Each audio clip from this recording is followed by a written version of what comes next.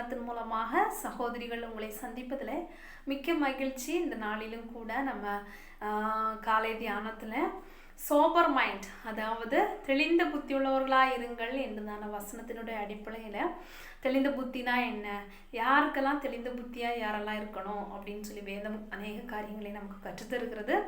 அதோடு சேர்த்து எந்தெந்த ஏரியாஸில் நம்ம தெளிந்த புத்தி உள்ளவங்களாக இருக்கணும் அப்படின்னு சொல்லிட்டு நம்ம பார்த்தோம். அதாவது நம்முடைய மனதினுடைய அறையை கட்டிக்கொண்டு தெளிந்த மனதில் நம்ம எப்படி சிந்திக்கிறோம் அப்படின்னு சொல்லிட்டு நம்ம அதில் தெளிந்த புத்தி உள்ளவங்களாக இருக்கணும். நம்ம எதற்காக இந்த உலகத்தில் வாழுகிறோம், அதாவது வருகிறதான அந்த கிருபை நாளுக்காக நம்ம ஆயத்தப்படுத்தும்படியாக நம்ம அதே குறித்ததான காரியத்தில் நம்ம தெளிந்த புத்தி உள்ளவங்களாக இருக்கணும் அப்படின்னு சொல்லிட்டு நம்ம பார்த்தோம். அதே மாதிரி கடைசியாக நம்ம என்ன பார்த்தோம்னா ஜெபிப்பதிலே தெளிந்த புத்தி உள்ளவங்களாக இருக்கணும் அப்படின்னு சொல்லிட்டு பார்த்தோம். இன்னைக்கு கூட கடைசியாக நம்ம என்ன பார்க்க போறோம்னா 2 தீமோத்தேயு 4வது அதிகாரம் 5வது வசனத்துல நம்ம வரும்போது 2 தீமோத்தேயு 4வது அதிகாரம் 5வது வசனம், நீயோ எல்லாவற்றிலும் மனம் தெளிவுள்ளவனா இரு, தீங்கு அனுபவி, சுவிசேஷகனுடைய வேலையை செய், உன் ஊழியத்தை நிறைவேற்று.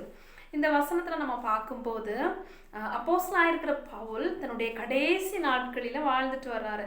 அவர் இரத்த சாட்சியாக மரிக்க போகும்போது தன்னுடைய ஆவிக்குரிய மகனாக இருக்கிறதான தீமோத்தேயுவுக்கு அவர் ஒரு காரியத்தை எழுதி, நீ தெளிந்த புத்தியாயிரு, ஏன்னா நீ இந்த உலகத்தில் செய்ய வேண்டியதான மிக முக்கியமான காரியம் அநேக இருக்கு அப்படின்னு சொல்லிட்டு அவனை தெரிவுபடுத்தக்கூடிய ஒரு நிலைமையில அவர் தன்னுடைய மகனாக இருக்கிற தீமோத்தேயுவுக்கு எழுதுறாரு. அதே மாதிரி ஒரு ஆவிக்குரிய தகப்பனாக அந்த 4வது அதிகாரத்தில் நம்ம வாசிக்கும் போது 1 முதல் 5 வரை உள்ள வசனங்களை வாசித்தோம் அப்படின்னா திருவசனம், உபதேசம், ஆரோக்கியமான உபதேசம், சத்தியம், ஊழியம், பிரசங்கம், இப்படி பல வார்த்தைகளை நம்ம அங்கே பார்க்க முடிகிறது. அப்போது இங்கே தெளிந்த புத்தி அப்படின்னு சொல்லும்போது அக்கார்டிங் டு கான்டெக்ஸ்ட், அந்த வசனத்தில் அந்த கான்டெக்ஸ்டினுடைய அடிப்படையில் நம்ம பார்த்தோம் அப்படின்னா அந்த வசனத்துக்கு முக்கியத்துவம் கொடுக்கப்பட்டிருக்கிறத நம்ம பார்க்குறோம். பவுல் உணர்த்தக்கூடிய ஒரு காரியம் என்ன அப்படின்னு சொல்லி பார்த்தோன்னா 3வது வசனத்தில் நம்ம வரும்போது 2 தீமோத்தேயு 4வது அதிகாரம் 3வது வசனம், ஏனென்றால் அவர்கள் ஆரோக்கியமான உபதேசத்தை பொறுக்க மனதில்லாமல் செவித்தின உள்ளவர்களாகி தங்கள் சுய இச்சைகளுக்கு ஏற்ற போதகர்களை தங்களுக்கு திரளாக சேர்த்து கொண்டு அப்படின்னு சொல்லி நம்ம வாசிக்கிறோம். அப்போ அந்த வசனத்துல வாசிக்கும் போது செவிக்கு இன்பமானவைகளை கேட்க விரும்புகிறவர்கள், அதுதான் what their itching ears want to hear அப்படின்னு சொல்லி ஆங்கில வேதாகமத்தில் சொல்லப்படுகிறது.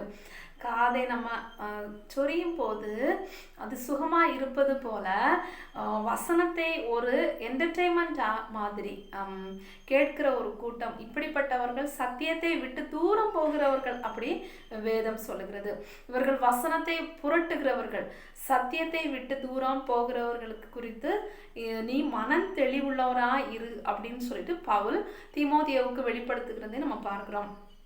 நீ வசனத்திற்காக நிற்கும் போது தீங்கும் பாடுகளும் வரும் அப்படின்னு சொல்லி 5வது வசனத்துல நம்ம பார்க்கிறோம். தீங்கு அனுபவி, தேவன் கொடுத்த ஊழியத்தை செய்து அவற்றை நிறைவேற்று அப்படின்னு சொல்லிட்டு நம்ம பார்க்கிறோம். 5வது வசனத்துல நம்ம பார்த்தோம்னா 2 தீமோத்தேயு ஏற்கனவே நம்ம வாசிச்சிட்டோம். 7வது வசனத்துல நம்ம பார்த்தோம்னா நல்ல போராட்டத்தை போராடினேன், ஓட்டத்தை முடித்தேன், விசுவாசத்தை காத்து கொண்டேன் அப்படின்னு சொல்லி நம்ம வாசிக்கிறோம் இல்லையா. அப்போ இன்னைக்கு நாம் ஒவ்வொரு வருடத்திலும் தேவன் சொல்லுகிறது என்ன அப்படின்னு சொல்லி பார்த்தோம்னா வசனத்திற்காக நில்லுங்கள், வசனத்திற்காக நிற்கும் போது தீங்கு வரும். எப்படியாக வசனத்துக்காக நிற்கும் போது நமக்கு கண்டிப்பாக தீங்கு வரும். தேவன் கொடுத்ததான வேலையை நம்ம இந்த உலகத்தில் செய்ய வேண்டும் அப்படின்னு சொல்லி பார்க்குறோம். தேவன் நமக்கு என்ன வேலையை கொடுத்துருக்கிறாரோ அதை நம்ம புரிந்து கொண்டு அவைகளை செய்கிறவர்களாக இருக்கணும். பெரியா சபையார்களை குறித்து நம்ம வாசிக்கும் போது நற்குணசாலிகளாக இருந்தார்கள் அப்படின்னு வேதம் நமக்கு சொல்லுகிறது. அதே மாதிரி இந்த 7வது வசனத்தை நம்ம வாசித்தது போல கடைசியில் நம்ம வசனத்திற்காக நிற்கும் போது கண்டிப்பாக தீங்குகளும் பிரச்சனைகளும் நமக்கு வரும். அப்போ நம்ம கர்த்தருடைய சமூகத்திலே செல்லும் போது மனம் தெளிவுள்ளவர்களாய் சத்தியத்திற்காக நிற்கும் போது, வசனத்திற்காக நிற்கும் போது, அந்த சத்தியம் நம்ம கடைசியில் நம்ம கர்த்தருடைய சமூகத்தில் போக முன்னாடி நல்ல போராட்டத்தை போராடினேன், என்னுடைய ஓட்டத்தை முடித்தேன், விசுவாசத்தை காத்துக்கொண்டேன் என்று அப்போஸ்தலனாக இருக்கிற பவுலை போல இன்னைக்கு நம்மள எத்தனை பேருக்கு அப்படி சொல்ல முடியும்? அன்பான சகோதரிகளே, இன்னைக்கு நம்ம பல ஊடகங்கள் வாயிலாக பல வசனங்களை கேட்கிறோம், அநேக காரியங்களை கேட்கிறோம். ஆனால் சத்தியத்திற்கு ஏற்றதா இருக்கிறதா, இல்லாட்டும் காதுக்கு சுகம் தரக்கூடியதா இருக்கிறதா? சத்தியத்திற்கு ஏற்றவைகளாக இருக்க வேண்டும். அதை குறித்து நம்ம சோபர் மைண்டாக, மனம் தெளிவுள்ளவர்களாக இருக்கணும். இன்னைக்கு நம்ம என்ன கேட்குறோமோ அதை குறித்து தான் ஒரு மனம் தெளிவு சகோதரிகளாக இருக்கிறதான நமக்கு வேண்டும். ஏன்னா நம்ம அதிகமாக வசனம் கேட்க விரும்புவோம் இல்லையா? அநேக யூடியூப்லையா இருந்தாலும் டிவிலையா இருந்தாலும் அநேக காரியங்களை கேட்க விரும்புகிறவர்களும் சகோதரிகளாக இருக்கிறதான நாம் சத்தியத்திற்காக நம்ம நிற்கணும் அப்படின்னு சொல்லி வேதம் சொல்லுகிறது. யோவான் எழுதும்போது சொல்றாரு, சத்தியத்திலே நடப்பதை விட மேலான சந்தோஷம் வேற ஒன்றும் இல்லை அப்படின்னு சொல்றாரு. அதே மாதிரி யூதா எழுதின நிருபத்தில் நம்ம வாசிக்கும் போது கள்ள உபதேசத்திற்கு எதிராக எழுதப்பட்டதான யூதா நிருபத்தை குறித்து நம்ம பார்க்கிறோம். அப்போ என்ன சொல்றாரு அப்படின்னா, நீங்கள் சத்தியத்தை காம்ப்ரமைஸ் பண்ணவே கூடாது. கர்த்தருடைய வசனத்திற்காக நிற்கணும், வசனத்திற்காக மட்டும்தான் நம்ம நிற்கணும். நம்ம பழைய ஏற்பாடில் வாசிக்கும் போது பினேகாஸ் வசனத்திற்காக நின்ன ஒரு நபரை இருந்தது நம்ம பார்க்கிறோம் இல்லையா? அதே மாதிரி அநேகரை நம்ம கர்த்தருடைய வசனத்துல வாசிக்கிறோம். கர்த்தருடைய வசனத்திற்காக நின்றவர்கள் ஹிஸ்டரியிலே பார்க்கிறோம். சபை சரித்திரத்துல அநேகர் கர்த்தருக்காக வசனத்திற்காக நின்று தங்களுடைய உயிரை மாய்த்து கொண்டார்கள்.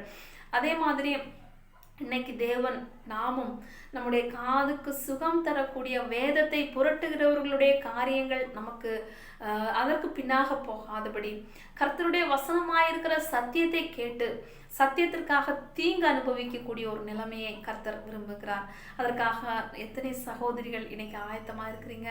கர்த்தர் தாமே நமக்கு சத்தியத்திற்காக நிற்கவும் தீங்கு அனுபவிக்கவும் கர்த்தருடைய ஊழியத்தை நிறைவேற்றக்கூடிய கிருபையும் தருவாராக. கர்த்தருடைய நாமம் மாத்திரம் மகிமைப்படுவதாக. ஆமேன்.